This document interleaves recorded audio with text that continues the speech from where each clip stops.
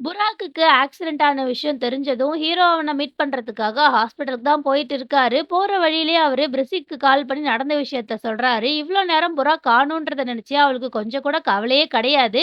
ஆனா, புராக்குக்கு ஆக்சிடென்ட் ஆயிடுச்சுன்ற விஷயம் தெரிஞ்சதுக்கு அப்புறம் தான், ஏதோ கொஞ்சம் ஃபீல் பண்றா. அப்ப ஹீரோ உடனே, "நான் உன்ன போற வழியில பிக்கப் பண்ணிக்கிறேன். நீ ஈடாவுக்கும், ஜைனப்க்கும் நடந்த விஷயத்த சொல்லிடு" அப்படின்னு சொல்ல, உடனே பிரிசிக்கும் சரி அப்படிங்கிறா.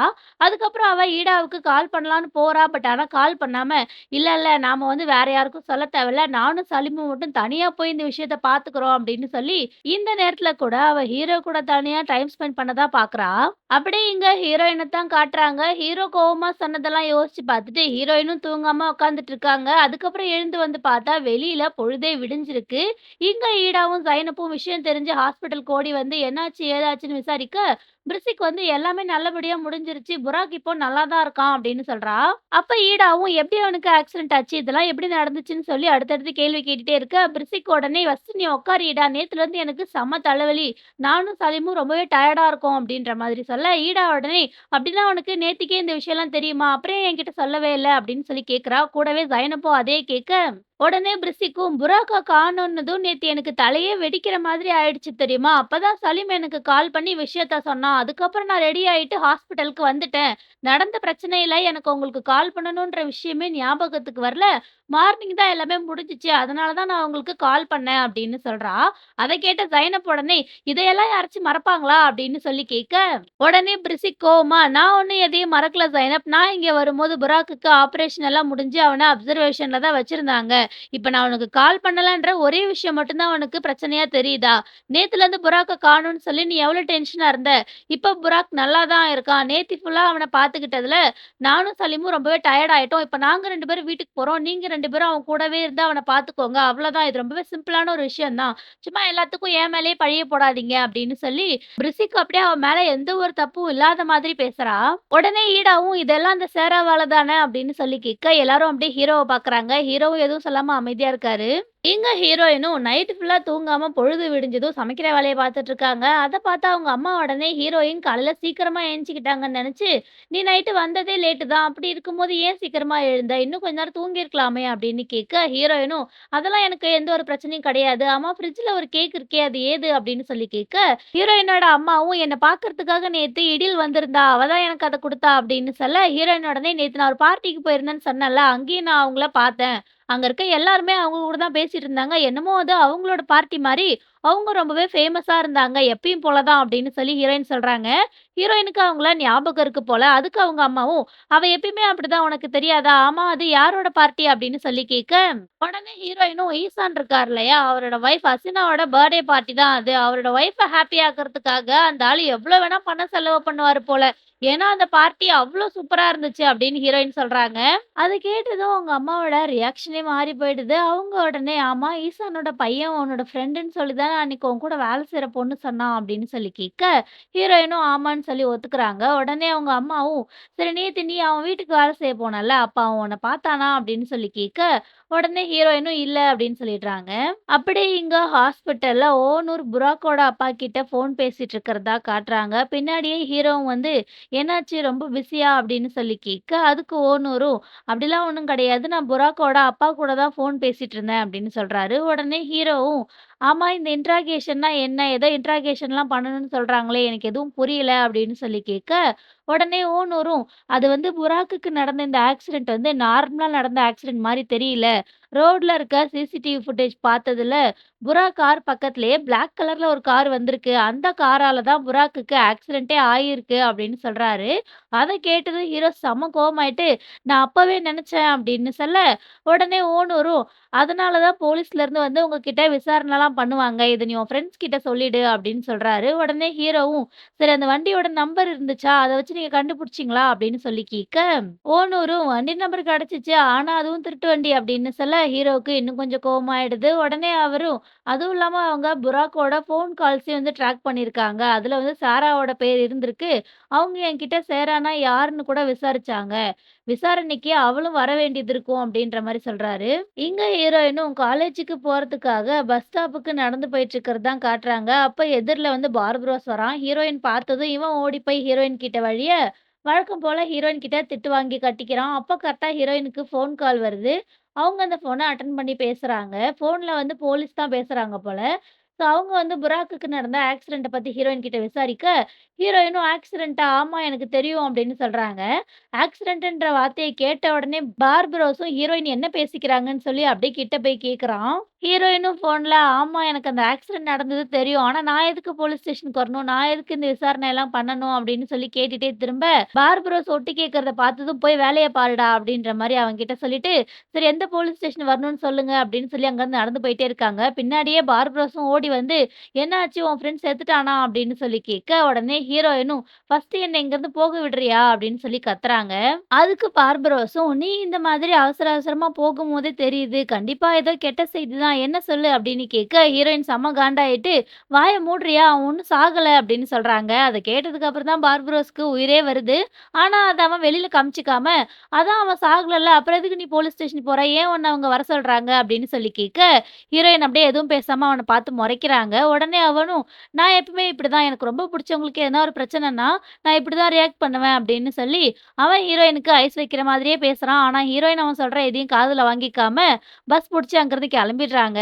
அத பார்த்த அவனும், "நீ எப்ப எந்த மாதிரி மாறுவேன்னு எனக்கு சுத்தமா புரியவே இல்ல. இதனால தான் அந்த பையனுக்கு உன்ன ரொம்ப புடிச்சிருக்கு போல சேரா" அப்படின்னு சொல்லிட்டு, பார்பரோஸ் அப்படியே பின்னாடி திரும்ப, இங்க ஹீரோயின ஃபாலோ பண்ணிட்டு வர அந்த ஆள் நிக்கிறான். அத பார்த்த பார்பரோஸ் உடனே சாரி அப்படின்னு சொல்ல, அந்த ஆளும், "கொஞ்சம் விட்டிருந்தா என்ன இடிச்சிருப்ப. பார்த்து வாப்பா" அப்படின்னு சொல்ல, உடனே பார்பரோஸும், "நான் என்னோட பக்கத்து வீட்டு பொண்ணு கூட பேசிக்கிட்டே அவள பத்தியே யோசிச்சுட்டு வந்துட்டு இருந்தேனா, நீங்க வந்தத நான் கவனிக்கல" அப்படின்னு சொல்றான். அதுக்கு அவரும், "நீங்க பேசிட்டு இருந்தத நானும் பார்த்தேன். அந்த பொண்ணு உன் மேல செம கோவத்துல இருக்கா போல" அப்படின்னு கேட்க, உடனே பார்பரோஸும், "அட அத ஏன் கேட்கிறீங்க? என்னோட ஆளையே வந்து போலீஸ் ஸ்டேஷனுக்கு வர சொல்லிட்டாங்க. என்னமோ கேள்வி கேட்கணுமா? நீ போகாதன்னு நான் சொன்னேன். ஆனா அதையும் மீறி அவ தனியா போயிட்டுருக்கா" அப்படின்னு சொல்லி, எல்லா விஷயத்தையும் அவன்கிட்ட சொல்லிட்டு, "அம்மா நீ யாரு? நான் எதுக்கு உன்கிட்ட இதெல்லாம் சொல்லிட்டு இருக்கேன்?" அப்படின்னு சொல்லிட்டு பார்பரோஸ் அங்கிருந்து கெளம்பிடுறான்.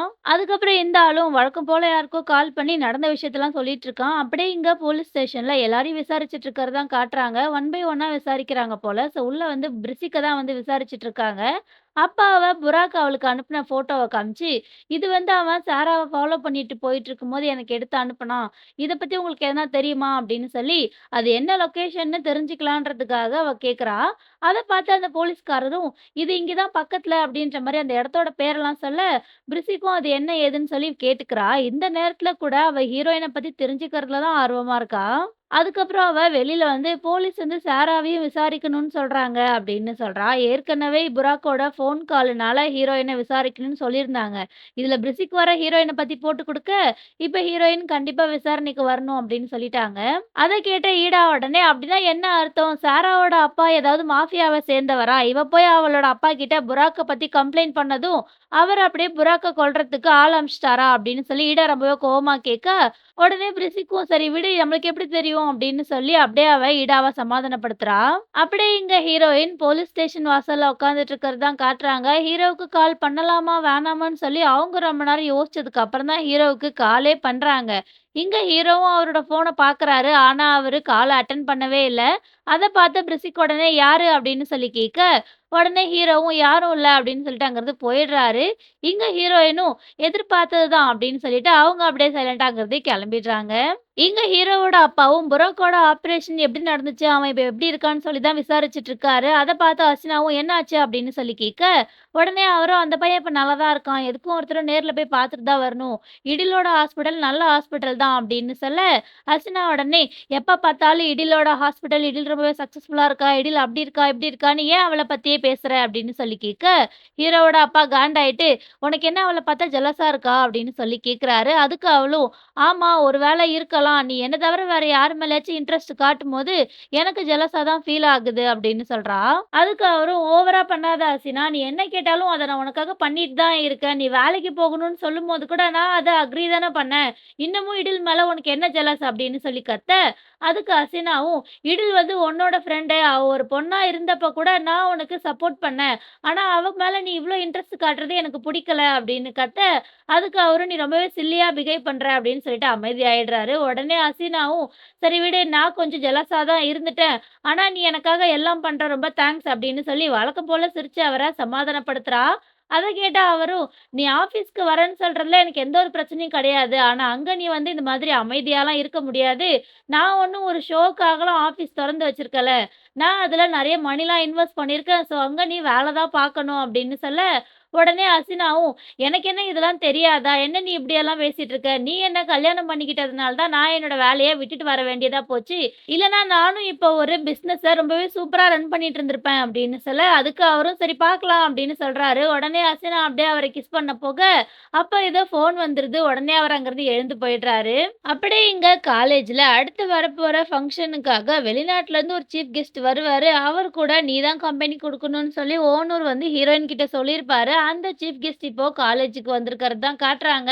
அவர்கிட்ட ஓனூர், அந்த ஃபங்ஷன்ல நீங்க உங்க கெரியர பத்தி ஒரு ஸ்பீச் குடுக்கணும் அப்படின்னு சொல்ல, அந்த பையன் கொஞ்சம் யங்கு தான். அவன் உடனே, "நான் படிச்ச காலேஜ்ல இந்த மாரி ஸ்பீச் குடுக்கணும்னு நெனைக்கும்போது எனக்கு ரொம்பவே சந்தோஷமா இருக்கு" அப்படின்னு சொல்றான். உடனே ஓனரும், "நீங்க எங்க காலேஜ்ல இருந்து படிச்சு முடிச்சுட்டு போனதுக்கு அப்புறமா எங்க காலேஜ் இன்னும் பெருசாயிடுச்சு. இன்னும் நெறைய டிபார்ட்மெண்ட்லாம் வந்துருச்சு. ஆனா நீங்க கவலைப்படாதீங்க. நீங்க இங்க இருக்க போற 2 நாள்லயும் உங்களுக்கு எல்லாத்தையும் எக்ஸ்பிளைன் பண்றதுக்காக எங்களோட ஸ்டூடண்ட் உங்களுக்கு ஹெல்ப் பண்ணுவாங்க" அப்படின்னு சொல்லிட்டு இருக்கும்போதே ஹீரோயின் அங்க வந்துடுறாங்க. உடனே ஓனூரும், "வா சாரா, இதுதான் வந்து மர்த்" அப்படின்னு சொல்லி அந்த பையன ஹீரோயினுக்கு இன்ட்ரோடியூஸ் பண்ணி வைக்கிறாங்க. ஹீரோயின பார்த்த உடனே அந்த பையனுக்கு புடிச்சிருது. "நீங்க என்ன டிபார்ட்மெண்ட்ல படிக்கிறீங்க?" அப்படின்னு சொல்லி அந்த பையன் கேட்க, ஹீரோயினும் ஆர்க்கிடெக்சர் அப்படின்னு சொல்றாங்க. அத கேட்ட அவன் உடனே, "உங்களுக்கு ஏத்த டிபார்ட்மெண்ட் தான். ஏன்னா நீங்க அந்த டிபார்ட்மெண்ட்க்கு ஏத்த மாதிரியே ரொம்பவும் எலகன்ட்டாவும், செல்ஃப் கான்ஃபிடென்ட்டாவும் இருக்கீங்க" அப்படின்னு சொல்லி இப்போலேருந்தே ஹீரோயினுக்கு ஐஸ் வைக்க ஆரம்பிக்கிறான். இங்க ஹீரோயினோட அம்மா, "சாரா வந்து ஒரு நார்மலான பையன கல்யாணம் பண்ணிப்பாளோன்னு நெனச்சா எனக்கு ரொம்பவே பயமா இருக்கு. அவரோட ஃப்யூச்சர நெனச்சாலே எனக்கு ரொம்ப பயமா இருக்கு" அப்படின்னு சொல்ல, ஹீரோயினோட ஆன்ட்டியும், "சாரா ரொம்பவே ஒரு பிரில்லியன்ட்டான பொண்ணு. அவ கண்டிப்பா அவள மாதிரியே ஒரு புத்திசாலியான பையன தான் கல்யாணம் பண்ணிப்பா. அவள நெனச்சு நீங்க பயப்படவே தேவையில்ல. ஆனா என்ன பாருங்க, என்னோட பொண்ண பெத்ததுக்கு பதிலா ஒரு கல்ல பெத்திருக்கலாம்" அப்படின்னு சொல்லி, வழக்கம் போல அவங்க அவங்க பொண்ண நெனச்சு கத்த ஆரம்பிக்கிறாங்க. அத கேட்ட ஹீரோயினோட அம்மாவும், "சரி இந்த தடவ என்ன ஆச்சு சொல்லு" அப்படின்னு சொல்லி கேட்க, இவங்க அப்படியே ஒரு ஃப்ளாஷ்பேக் போறாங்க. அதான் இவங்க பொண்ணுக்கு வேல போயிடுச்சு இல்லையா? ஸோ செலவுக்கு காசு இல்லாததுனால, இவங்களோட சம்பள பணத்த அப்படியே எடுத்துட்டா போல. ஸோ அதத்தான் இவங்க கிட்ட சொல்லி, இந்த மாதிரி அவ செலவுக்கு காசு இல்லன்னு சொல்லி என்னோட காசு எல்லாத்தையும் எடுத்துக்கிட்டா. சாரா தான் இவளுக்கு ஒரு நல்ல வேலைய பார்த்து குடுக்கணும் அப்படின்னு சொல்ல, ஹீரோயினோட அம்மாவும், "ஏற்கனவே சாராக்கு நெறைய வேல இருக்கு. அத பத்தி உனக்கே நல்லா தெரியும். இதையும் குடுத்து அவள ரொம்ப பிரஷர் பண்ணாத" அப்படின்னு சொல்ல, இவங்க உடனே, "நீங்க சொல்றதும் கரெக்ட் தான். என்ன மன்னிச்சுருங்க. ஆனா நாம வாழ்ற வீடே இந்த மாதிரி இருக்கும்போது, இந்த வீட்டுக்கு கூட என்னால வாடகை கட்ட முடியல. அதனால தான் நான் சாரா கிட்ட கேட்டேன்" அப்படின்னு சொல்ல, உடனே ஹீரோயினோட அம்மாவும், "கவலைப்படாத, சாரா அவளுக்காக ஒரு நல்ல வேலைய கண்டுபிடிச்சு குடுப்பா" அப்படின்னு சொல்றாங்க. அப்படியே இங்க ஹசீனா அவளோட அப்பா வீட்டுக்கு வந்திருக்கிறது தான் காட்டுறாங்க. அப்போ அவளோட அம்மா அவளுக்காக ஒரு கேக்க எடுத்துட்டு வராங்க. அத பார்த்ததும் ஹசீனாவுக்கு ரொம்பவே ஹாப்பி ஆயிடுது. அவ உடனே, "என் பர்த்டேவ நீங்க ஞாபகம் வச்சிருக்கீங்களா?" அப்படின்னு கேட்க, அவங்களும், "அது எப்படி எங்க பொண்ணு பர்த்டேவ நாங்க மறப்போம்" அப்படின்னு சொல்றாங்க. அதுக்கப்புறம் ஹசீனா கேக் எல்லாம் ஊதி அணைக்கிறா. அப்ப அவங்க, "இத என்னால முடிஞ்சது. நான் இத என் கையாலே பண்ணேன்" அப்படின்னு சொல்லி, அவங்க ஹசீனாவுக்கு ஒரு சின்ன கிஃப்ட் குடுக்குறாங்க. அது ஒரு ஸ்கார்ஃப் மாதிரி இருக்கு. அத பார்த்ததும் ஹசீனாவுக்கு அழுகையே வந்துருது. அவ அப்படியே அவங்கள ஹக் பண்ணிட்டு அழுவுறா. அவங்களுக்கு ஒண்ணுமே புரியல. அவங்க உடனே, "என்னாச்சு ஹசீனா? ஏன் அழுகுற?" அப்படின்னு சொல்லி கேட்க, உடனே இவளும், "என்ன நெனச்சு வருத்தப்படுறது நீங்க மட்டும் தான். நீங்களும் இல்லன்னா நான் என்ன பண்ணுவேன்னு எனக்கே தெரியல" அப்படின்னு சொல்ல, அவங்க உடனே, "நீ இப்ப சொன்னத மட்டும் வேற யாராச்சும் கேட்டா, நீ தனியா இருக்கன்னு நெனச்சுப்பாங்க. ஆனா நீ ஒண்ணும் அப்படி இல்லல்ல. நீ ரொம்பவே ஒரு அழகான வீட்ல இருக்க. அதுவும் இல்லாம உன்னோட ஹஸ்பண்ட் வந்து ரொம்ப பெரிய பணக்காரர். அப்படி இருக்கும்போது நீ எப்படி தனியா இருக்க முடியும்?" அப்படின்னு சொல்லி கேட்க, ஹசீனாவும், "ஆமா, என்னோட ஹஸ்பண்ட் பெரிய பணக்காரன் தான். ஆனா அவனோட வீட்ட பொறுத்தவரைக்கும் நான் இந்த அளவுக்கு கூட அவங்களுக்கு இம்பார்ட்டன்ட்டே கிடையாது. இத்தன வருஷம் நான் கஷ்டப்பட்டது எல்லாம் ஜஸ்ட் அவங்க என்ன அக்செப்ட் பண்ணிப்பாங்கன்னு நெனச்சேன். அவங்களோட ஃபேமிலில ஒரு ஆளா நான் மாறணும்னு தான் நெனச்சேன். ஆனா நில்லும், சலீமும் என்ன கொஞ்சம் கூட அக்செப்ட் பண்ணிக்கவே மாட்றாங்க. அவங்களுக்கு இன்னமும் என்ன புடிக்கவே மாட்டேங்குது. ஆனா நான் என்னோட ஹஸ்பண்ட ரொம்ப லவ் பண்றேன். தேவைப்பட்டா அவனோட பசங்கள கூட அவனோட மனசுல இருந்து நான் எடுத்துருவேன். அவனோட ஹார்ட்ல எனக்கு மட்டும் தான் இடம் இருக்கணும். அதுக்கு குறுக்க யார் வந்தாலும் அவங்கள நான் சும்மா விடமாட்டேன்" அப்படின்னு சொல்லி இவ்ளோ நேரம் சைலன்ட்டா பேசிட்டு முடிக்கும்போது கோவமா பேசிடுறா. அப்படியே இங்க ஹீரோயின ஃபாலோ பண்ற அந்த ஆள தான் காட்டுறாங்க. அவன் ஹீரோயின ஃபாலோ பண்ணணுன்றதுக்காக அந்த ஊர்லயே ஒரு கடைய வாடகைக்கே எடுத்துட்டான் போல. வழக்கம் போல யாருக்கோ கால் பண்ணி நடந்த எல்லா விஷயத்தையும் சொல்லிட்டு இருக்கான். நான் இங்கே ஒரு கடைய வாடகைக்கு எடுத்துட்டேன். நான் இங்க கிளாசரி ஷாப்லாம் வைக்க போறதில்ல. ஒரு எலக்ட்ரானிக் கடை போடலான்னு இருக்கேன். ஏன்னா, எனக்கு அத பத்தி கொஞ்சம் தெரியும். அப்புறம் காலையில சாராவோட ஃப்ரெண்டுக்கு ஆக்சிடென்ட் ஆயிடுச்சுன்னு சொல்லி, சாராவ போலீஸ் ஸ்டேஷனுக்கு வர சொல்லியிருந்தாங்க. அவளுக்கு ஒண்ணும் ஆகல. அவளோட ஃப்ரெண்டுக்கு தான் ஆக்சிடென்ட். நான் அத பத்தி ஃபுல்லா விசாரிச்சுட்டேன். போலீஸ் ஸ்டேஷன்லயே அவள புடிச்சுலாம் வைக்கல. ஜஸ்ட் அவகிட்டருந்து ஸ்டேட்மெண்ட் வாங்கிட்டு அவள ரிலீஸ் பண்ணிட்டாங்க அப்படின்னு சொல்லி, நடந்த எல்லா விஷயத்தையும் ஃபோன்ல சொல்லிட்டு இருக்கான். ஆனா, அவன் யார்கிட்ட இதெல்லாம் இன்ஃபார்ம் பண்றான்னு மட்டும் இன்னும் காட்டவே இல்ல. இங்க இந்த பொண்ணும் பார்பரோஸுக்கு கால் பண்ணி, எனக்கு கொஞ்சம் பணம் தேவைப்படுதுன்னு சொல்லி கேட்கிறா. அதுக்கு அவனும், "உனக்கு எவ்வளோ தான் பணம் தேவைப்படும்? உன்கிட்ட குடுத்த காசு சேர்த்து வச்சிருந்தாலே நான் ரொம்ப பெரிய பணக்காரன் ஆயிருப்பேன். அப்படி என்னதான் நீ செலவு பண்ற?" அப்படின்னு சொல்லி கேட்கறான். அதுக்கு இவளும், "அது வந்து நான் கொஞ்சம் பேருக்கு கடன் குடுக்க வேண்டியது இருக்கு. அதனால தான்" அப்படின்னு சொல்ல, இவன் உடனே, "சரி நீ யாருக்கு தான் கடன் குடுக்கணும்னு சொல்லு. நான் போய் அவங்க கிட்டயே குடுத்துட்டு வரேன்" அப்படிங்கிறான். அதுக்கு இந்த பொண்ணு, "நான் கேம்பிளிங்ல கொஞ்சம் தோத்துட்டேன். அவங்களுக்கு தான் கடன் குடுக்கணும்" அப்படின்னு சொல்ல, இவன் உடனே, "இந்த வயசுல உனக்கு என்ன கேம்பிளிங்?" அப்படின்னு சொல்லி இவள திட்ட செய்றான். அதை எல்லாத்தையும் அந்த பொண்ணோட அம்மாவும் ஒளிஞ்சிருந்து பார்த்துட்டு, "என்னது கேம்பிளிங்கா? இவ என்ன என்ன இந்த மாதிரி ஒரு நிலைமைக்கு இழுத்து விட்டுட்டா?" அப்படின்னு சொல்லி இவங்க அவள நெனச்சு பயந்துட்டு இருக்காங்க. அப்படியே இங்க ஹீரோவோட ஃபேமிலில எல்லாரும் உட்காந்து டின்னர் சாப்பிட்டுட்டு இருக்கிறது தான் காட்டுறாங்க. அப்போ இன்னொரு புறாக்குக்கு இப்போ சரியாயிடுச்சு. அவன லோக்கல்ல இருக்க ஒரு கிளினிக்கு மாத்த போறாங்க. என்ன பொறுத்தவரைக்கும் இது வந்து ஒரு நல்ல டிசிஷனே கிடையாது. ஆனா புறாக்கோட அம்மா தான் இது ஓகேன்னு நெனைக்கிறாங்க அப்படின்னு சொல்றாரு. அப்ப கரெக்ட்டா ஹீரோ அங்க வந்துட, ஹீரோவோட அக்காவும் வந்து "சாப்பிடு சலீம்" அப்படின்னு சொல்லி ஹீரோவ கூப்பிடுறாங்க. ஆனா ஹீரோ "இல்ல எனக்கு தூக்கம் வருது" அப்படின்னு சொல்றாரு. உடனே அவரோட அப்பாவும் "சரி இப்ப சிச்சுவேஷன் எப்படி இருக்கு?" அப்படின்னு கேட்க, ஹீரோவும் "ஒண்ணும் இல்ல நார்மலா தான் இருக்கு. புராக்கிக்கு இப்போ உடம்பு சரியாயிடுச்சு. அவன லோக்கல்ல இருக்க ஒரு கிளினிக்கு மாத்த போறாங்க" அப்படின்னு சொல்றாரு. அத கேட்டு ஹீரோவோட அப்பா டக்குன்னு எழுந்து, "அவ்வளதான் இல்ல இது எவ்வளோ ஒரு சீரியஸான சிச்சுவேஷன். ஆனா நீ என்னன்னா புராக்குக்கு உடம்பு சரியானதும் அவ்வளோதான்ற" அப்படின்னு சொல்லி கத்துறாரு. அத கேட்ட ஹீரோவுக்கு ஒண்ணுமே புரியல. "இப்ப எதுக்கு நீங்க என்ன புடிச்சு கத்துறீங்கன்னு?" கேட்க, அதுக்கு அவரும், "இந்த தடவ புராக்குக்கு ஆக்சிடென்ட் ஆயிருக்கு. அடுத்து யாருக்கு என்ன ஆகும்னே தெரியல. ஆனா உங்களுக்கு என்னன்னா, அவனுக்கு உடம்பு சரியாயிடுச்சு அவ்வளதான்னு சொல்றேன்" அப்படின்னு சொல்லிட்டு, அவரு பயங்கரமா ஹீரோவ புடிச்சு கத்துறாரு. அத கேட்டு ஹசீனா உடனே, "இந்த ஆக்சிடென்ட்டுக்கும் சலீம்க்கும் எந்த ஒரு சம்மந்தமும் இல்ல. அதனால இதுல போய் அவன லிங்க் பண்றதுல எந்த ஒரு அர்த்தமும் கிடையாது. அட்லீஸ்ட் யாருக்கும் எதுவும் ஆகலையே, அத நெனச்சாச்சும் நீ சந்தோஷப்படு" அப்படின்ற மாதிரி ஹீரோவோட அப்பா கிட்ட சொல்ல, அத கேட்ட ஹீரோவும், "சூப்பர் ஹசீனா! உன்னோட கருத்த நீ சொல்லிட்டல்ல, அது போதும்" அப்படின்னு சொல்லிட்டு போறாரு. அத கேட்டு இவளுக்கு ஒண்ணுமே புரியல. "இப்ப நான் என்ன சொன்னேன்னு சொல்லி அவன் என் மேல கோச்சுக்கிட்டு போறான்" அப்படின்னு சொல்லி கேட்கிறா. அப்படியே இங்க ஹீரோயினோட வீட்ல ஹீரோயினும் அவங்க அம்மாவும் சாப்பிட்டுட்டு இருக்கிறது தான் காட்டுறாங்க. ஆனா ஹீரோயின் மட்டும் தான் சாப்பிட்டுட்டு இருக்காங்க. ஹீரோயினோட அம்மா அமைதியா உட்கார்ந்துட்டு இருக்காங்க. ஆக்சுவலா ஹீரோயின் வந்து அவங்க வேலை செய்ற ஹோட்டல்ல இருந்து இந்த சாப்பாடுலாம் எடுத்துட்டு வந்திருக்காங்க போல. சோ அதனாலயே அவங்க அம்மா சாப்பிடாம இருக்க, ஹீரோயினும் "சாப்பிடுங்கம்மா" அப்படின்றாங்க. அதுக்கு அவங்க அம்மா உடனே, "என்ன ஃபோர்ஸ் பண்ணாத. என்னால மத்தவங்க வேணான்னு வச்சதெல்லாம் சாப்பிட முடியாது. நான் ஒண்ணும் அந்த அளவுக்கு வந்து கீழ இறங்கிடல" அப்படின்னு சொல்லிட்டு அவங்க அங்கிருந்து கோச்சிக்கிட்டு போயிடுறாங்க. அப்படியே இங்க பார்பரோஸும் அவனோட ஃப்ரெண்டும் பேசிட்டு இருக்கிறது தான் காட்டுறாங்க. அப்போ பார்பரோஸ் அவன்கிட்ட, "என்னாச்சு? நீ அவங்கள கண்டுபிடிச்சிட்டியான்னு?" சொல்லி கேட்க, அந்த ஆளும், "இல்ல யாருக்கும் எதுவும் தெரியல" அப்படின்னு சொல்றான். அத கேட்ட பார்பரோஸ் உடனே, "நான் அவங்கள கண்டுபிடிச்சு காட்டுறேன்னு சொல்லி அவங்க கிட்ட வாக்கு குடுத்துட்டேன். இப்ப என்னால அத மீற முடியாது" அப்படின்னு சொல்றான். அப்படியே இந்த இடத்துல ஒரு ஃபிளாஷ்பேக்கு. காய்கறி கடை வச்சிருக்க அந்த அங்கிள் கிட்ட தான் யாரோ வந்து மிரட்டி பணம்லாம் வாங்கிட்டு போயிருப்பாங்க. ஸோ, அத வந்து அந்த பையன் பார்பரோஸ் கிட்ட சொல்லியிருப்பான். "உன்னோட ஆளுங்க தான் வந்து பணத்த வாங்கிட்டு போயிட்டாங்க" அப்படின்னு சொல்லவும், பார்பரோஸ் வந்து, "அது யாருன்னு தெரியல. நான் யாருன்னு கண்டுபிடிச்சு சொல்றேன்" அப்படின்னு சொல்லியிருப்பான். ஸோ, அவங்கள தான் இங்க தேடிட்டு இருக்கான் போல. அத கேட்டு அவனோட ஃப்ரெண்டும், "சரி விடு அவங்கள கண்டுபிடிக்கிறதுக்கு என்கிட்ட ஒரு வழி இருக்கு. எனக்கு தெரிஞ்ச ஃப்ரெண்ட் ஒருத்தன் பக்கத்து ஊர்ல இருக்கான். அவனும் வந்து போலீஸ்மேன் மாதிரி தான். அவன்கிட்ட கேட்டா எதனா ஒரு க்ளூ கிடைக்கும்" அப்படின்னு சொல்ல, உடனே பார்பரோஸும், "அப்புறம் ஏன் நின்னுட்டு இருக்க? போய் அவன கண்டுபிடி" அப்படின்னு சொல்லி அவன அங்கருந்து தொரத்தி விட்டுட்டு, "நீ மட்டும் அவங்கள கண்டுபிடிக்காம திரும்பி வந்த அவ்வளோதான்" அப்படின்னு சொல்லி மிரட்டுறான். அதுக்கு அவனோட ஃப்ரெண்டும், "என்ன எதுக்குடா தேவையில்லாம திட்டுற?" அப்படின்னு சொல்லிட்டு அங்கருந்து போயிடுறான். நெக்ஸ்ட் டே மார்னிங் ஹீரோவோட வீட்ட தான் காட்டுறாங்க. அங்க நில் நாளைக்கு அம்மாவோட நினைவு நாள் அப்படின்னு சொல்ல, ஹீரோவோட அப்பாவும், "எனக்கும் அது தெரியும்" அப்படிங்கிறாரு. அதுக்கு அவங்களும், "அவங்க நம்மள விட்டு போய் ரொம்ப வருஷம் ஆயிடுச்சுல்ல" அப்படின்னு சொல்லி கொஞ்சம் ஃபீலிங்கா பேசுறாங்க. அப்ப கரெக்ட்டா ஹசீனா வந்து, "நான் கிளம்பிட்டேன்" அப்படின்னு சொல்லி அங்க வரா. உடனே இவரும் கிளம்பி போக, அத பார்த்து நில் உடனே, "ஆமா இவ்ளோ காலையில நீங்க 2 பேரும் எங்க போறீங்க?" அப்படின்னு சொல்லி கேட்கிறா. அதுக்கு ஹசீனாவும், "இன்னைக்கு தான் உங்க டாடி வந்து என்னோட நேம்ல புதுசா ஒரு பிராண்ட் ஆரம்பிக்கிறாரு. ஸோ நானும் இதுக்கப்புறம் ஆஃபீஸ் போக போறேன். நானும் ரொம்ப சக்சஸ்ஃபுல்லா ஆகணும். ஏன்னா இந்த குடும்பத்துல இருந்து எப்படி நான் ஆவரேஜா இருக்கிறது? நானும் ரொம்பவே சக்சஸ்ஃபுல்லா இருக்கணும்ல" அப்படின்னு சொல்ல, ஹீரோவோட அப்பாவும், "சரி நாங்க போயிட்டு வரோம்" அப்படின்னு சொல்லிட்டு 2 பேரும் அங்கருந்து கிளம்பிடுறாங்க. அதுக்கப்புறம் இவங்களும், "ஏன்பா இப்படி பண்றீங்கன்னு?" சொல்லி தனியா தனியா புலம்புறாங்க.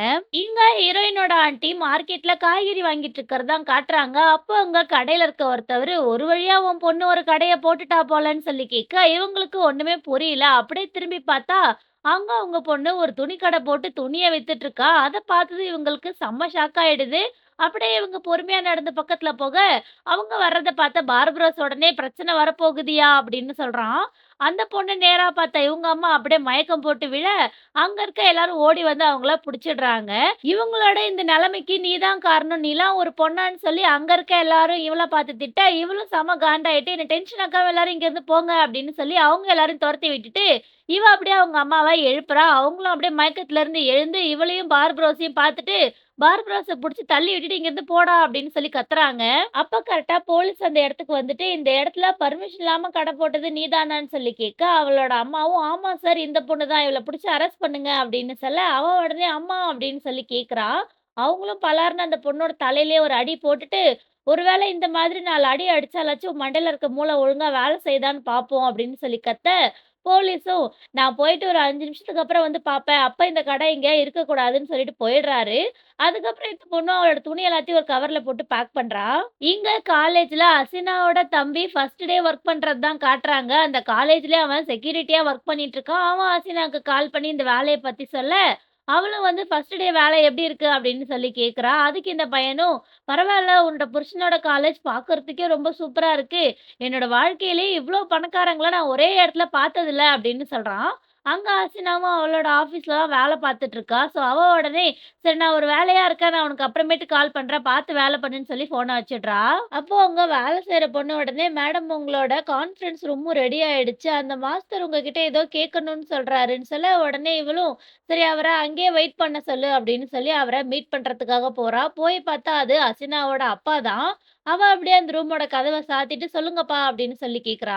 உடனே அவரும், "இந்த புது ஆஃபீஸ் உனக்கு நல்லாவே சூட் ஆகுதுன்னு" சொல்ல, ஹசீனாவும், "இது வெறும் ஆரம்பம் தான். இன்னும் நான் என்னலாம் பண்ண போறேன்னு சொல்லி பாருங்க" அப்படிங்கிறா. அதுக்கு அவரும் சிரிச்சுக்கிட்டே, "எப்பயும் போல நீ சூப்பர் தான்" அப்படிங்கிறாரு. ஹசீனாவும், "நீங்களும் ரொம்ப நல்லா வேலை பார்த்துருக்கீங்கப்பா. ஆமா என்கிட்ட ஏதோ பேசணும்னு சொன்னீங்களாமே என்ன?" அப்படின்னு சொல்லி கேட்க, அவரும், "பெருசா ஒண்ணும் இல்ல. நான் பண்ண இந்த வேலைய பார்த்து உன்னோட ரியாக்ஷன் என்னன்னு பார்த்துட்டு, அப்படியே உன் கூட ஒரு கப் காஃபி சாப்பிடலான்னு பார்த்தேன். அவ்வளோதான்" அப்படிங்கிறாரு. அதுக்கு ஹசீனாவும், "ஆனா உங்க கூட சேர்ந்து காஃபி குடிக்கிற அளவுக்கு எனக்கு டைம் இல்ல. எனக்கு நெறைய வேலை இருக்கே" அப்படின்னு சொல்ல, அவரும், "என்னால புரிஞ்சுக்க முடியுது. நீ இப்போ பிஸியா தான் இருப்ப" அப்படிங்கிறாரு.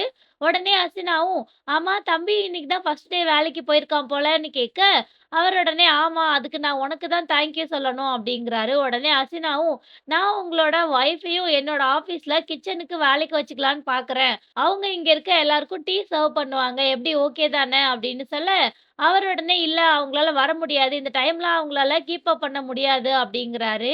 அத கேட்ட ஹசீனாவும், "ஏன் வேணாங்கிறீங்க? அதுவும் உங்களுக்கு ஒரு வருமானமா இருக்கும்ல" அப்படின்னு சொல்ல, அவர் எதுவும் சொல்லாம அங்கருந்து கெளம்பிடுறாரு.